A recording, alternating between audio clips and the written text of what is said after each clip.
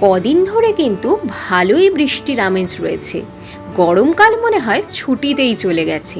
আর আজকে এই বৃষ্টি ভেজা দিনে অফিস থেকে ফেরার সময় ফোন করেই বরমশাইয়ের আবদার হয়ে গেল যে আজকে কিন্তু ডিনারে খিচুড়ি খাবো।